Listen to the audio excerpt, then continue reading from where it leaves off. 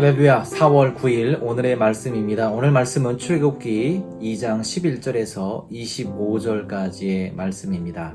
하나님의 사람 모세, 그는 하나님을 경외하는 사람이었기에 자신의 백성이 당하는 어려움을 그냥 지나칠 수 없었습니다. 그래서 그는 고난을 두려워하지 않고 용기를 낼 수 있었습니다.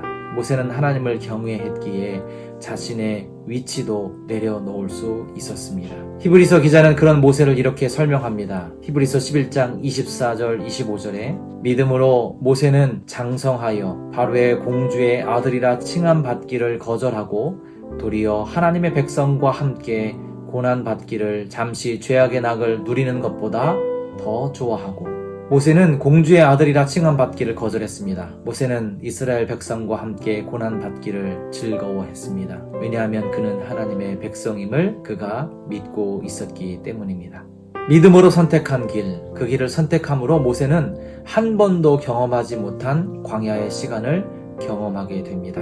그는 미디안 광야로 도피하여 그곳에서 40년을 지내게 되죠. 믿음으로 선택한 길, 그 길을 걸어갈 때 우리도 종종 이런 경험을 합니다. 어려움의 터널을 지날 때가 있습니다. 광야의 시간을 보낼 때가 있습니다. 하지만 이 시간은 고난의 시간이 아니라 하나님의 사람으로 정금과 같이 빚어지는 시간임을 기억하시길 소망합니다. 모세는 광야의 삶에서 아내를 만납니다. 모세는 광야의 삶에서 하나님을 직면합니다.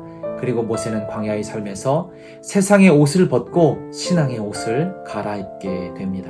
그래서 광야는 고난이 아니라 축복입니다.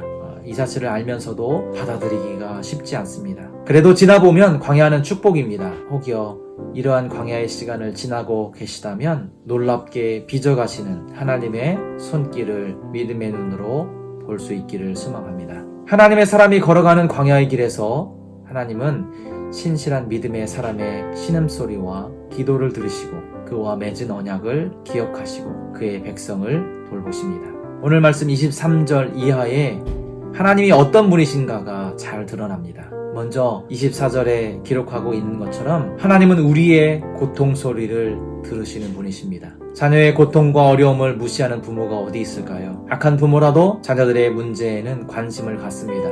그런데 좋으신 하늘의 하나님 아버지, 그 아버지 되신 하나님이 어찌 자녀의 신음소리를 듣지 않으시겠습니까? 우리는 이 믿음 때문에 이 새벽을 깨우고 기도하는 것이지요. 하나님께서 오늘 나의 기도를 들으심을 기억하시기를 간절히 소망합니다.